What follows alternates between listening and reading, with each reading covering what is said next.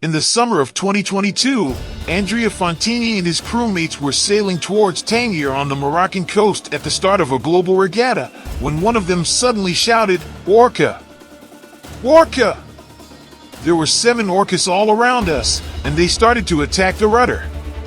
It was super weird and a bit scary. This summer Dutch sailing team Jajo came under similar attack whilst sailing towards the west of Gibraltar. A group of Iberian orcas have a risky new hobby, chasing sailboats and breaking their rudders. Now scientists are finding out what's really behind the fad. This is the Scienzz, and you are watching Why Are Orcas Suddenly Ramming Boats? Orcas are commonly known as killer whales, but are actually part of the dolphin family, and have never been known to be aggressive towards humans in the wild. Since 2020, however, the strange new behavior of a group of them living in the waters around the Iberian Peninsula in southwestern Europe has been baffling sailors, scientists, and now a global audience. In 2022, there were 207 interactions, up from 197 in 2021. There are fewer than 50 Iberian orcas, and 15 of them seem to be involved in this new activity. And it's always the same group. It's an unprecedented phenomenon, says Alfredo Lopez Fernandez, an orca researcher at the Atlantic Orca Working Group, which is monitoring the Iberian orcas. Historically, there have been some reports of orcas diving under boats or slamming into them and causing them to sink. But Lopez says those cases tended to be isolated and tied to a specific situation. None of them is similar to what's happening now. The new behavior sees the orca touching, pushing, and even pivoting boats, according to an analysis of the interactions reported in 2020. Lopez cautions that our own perception of this may be biased. What feels like a ramming may just be the orca moving the boat or rudder with their heads and bodies because they cannot hold things with their fingers. A new, ongoing research project by orca specialist Renaud de Stefanis, which involves presenting the wild orcas with dummy rudders and filming them, has revealed fresh insights into these encounters. What appears to be going on is rather than biting the rudders, the orca are pushing them with their noses until they break. They're pushing, pushing, pushing, boom! It's a game. Imagine a kid of 6, 7 years, with a weight of 3 tons. That's it, nothing less, nothing more. If they wanted to wreck the boat, they would break it in 10 minutes' time. He has been studying Iberian orcas since the 1990s and is the coordinator and president of Conservation, Information and Research on Cetaceans, a marine conservation organization. The game appears to be spreading. In 2022, there were 207 interactions, data from the working group showed, up from 197 in 2021 and 52 in 2020. Originally, they mostly happened in and around the Strait of Gibraltar, along the coasts of Portugal, Spain and Gibraltar, but the playing field has widened to include the coasts of Morocco and France. The interactions follow the orcas' migratory routes, says Lopez.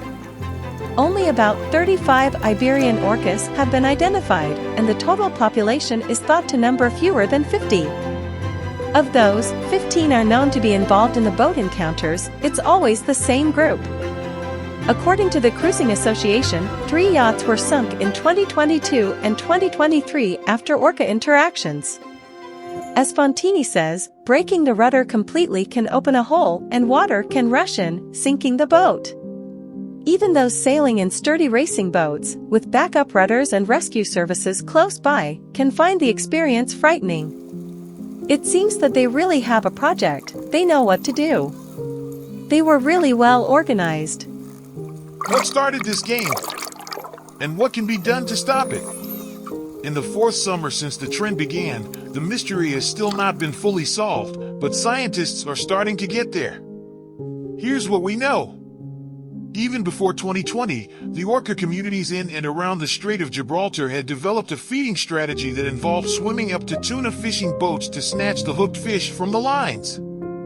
In 2020, 9 orcas began approaching sailboats, pushing or bumping them, and at times, breaking the rudder. There were three ringleaders who were most involved in these interactions, an adult orca called White Gladys and two young ones, Black Gladys and Gray Gladys. Scientists chose a name for all interacting orcas, Gladys, based on one of the species' old names. Over the years, more orcas have joined them. They have consistently focused on sailboats rather than all types of boats. It's not revenge.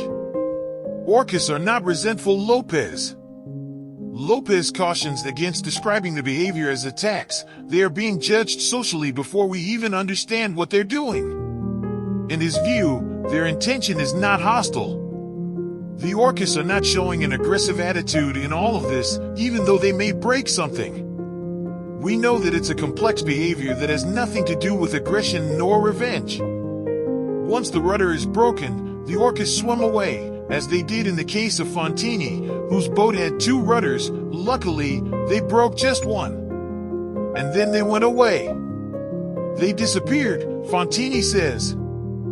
This leads to the trickiest question: what exactly is their motivation? Sailors and orca experts agree that it would be best for the risky trend to stop. But how? Unfortunately, there doesn't seem to be a surefire way of preventing or even shortening the interactions. The Orca Working Group recommends avoiding the orcas by checking regularly updated maps of their movements. Renaud de Stephanie's top recommendation is also to avoid the areas where the orcas are, with the help of updated maps based on satellite tracking the orcas. This is starting to help reduce the interactions, he says. Sailors have also tried scaring them away by banging things. However, this doesn't seem to make much of a difference. Trying to escape them is futile.